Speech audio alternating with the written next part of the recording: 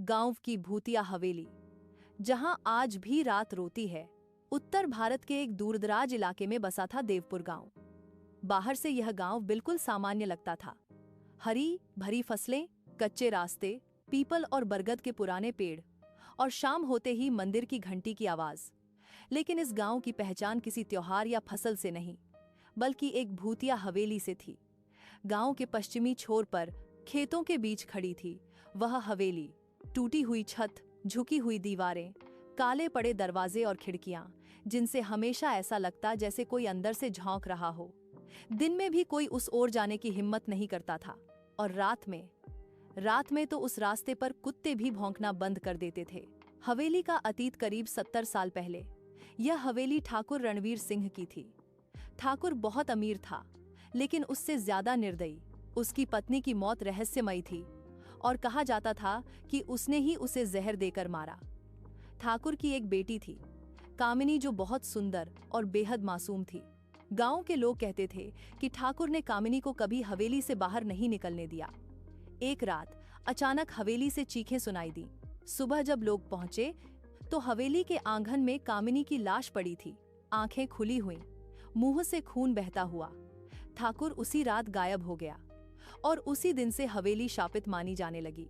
नई शुरुआत। कई सालों बाद शहर से एक परिवार देवपुर गांव आया। राकेश, उसकी पत्नी सुमन और उनका 12 साल का बेटा अमन। राकेश को गांव में स्कूल में मास्टर की नौकरी मिली थी। उन्हें रहने के लिए जो जगह मिली वही भूतिया हवेली। गांव वालों ने बहुत मना किया, लेकिन राकेश हंस पड़ा।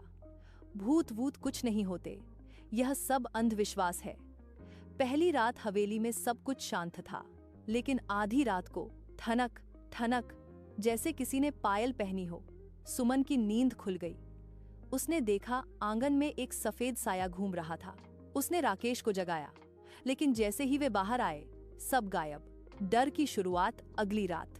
अमन ने कहा, माँ, मुझे कोई लड़की दिखती है, वो मुझसे बात करती है। सुमन का दिल बैठ गया। अमन ने बताया कि वह लड़की रोती है और कहती है, मुझे इंसाफ चाहिए। धीरे धीरे हवेली में अजीब घटनाएं बढ़ने लगीं। दीवारों से खून टपकना, रात में किसी के रोने की आवाज, शीशे में किसी और का चेहरा दिखना, रसोई में बर्तन अपने आप गिरना। एक रात राकेश ने देखा, हवेली के पुराने कमरे में एक लाश लटकी हुई थी। वह डर के मारे चिल्लाया, लेकिन जब बत्ती जली, कमरा खाली था।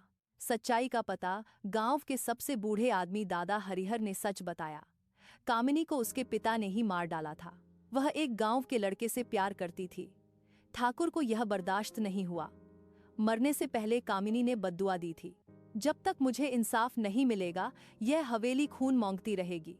तभी से जो भी यहाँ रहा, या तो पागल हो गया या मरा पाया गया। आत्मा का सामना। एक अमावस की रात हवेली में तूफान आया। बिजली चमकी, दरवाजे अपने आप बंद हो गए। आंगन में कामिनी की आत्मा प्रकट हुई, बाल खुले, आंखों से खून बहता हुआ। उसने राकेश से कहा, मेरा कातिल अभी जिंदा है। सब चौंक गए। पता चला ठाकुर रणवीर सिंह गांव के ही एक साधु के वेश में जिंदा था।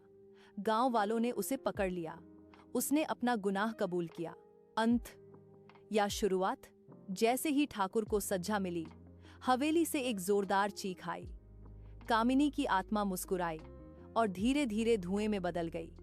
हवेली शांत हो गई। लेकिन कुछ महीने बाद किसी ने फिर हवेली से आवाज सुनी, अब मेरी बारी है।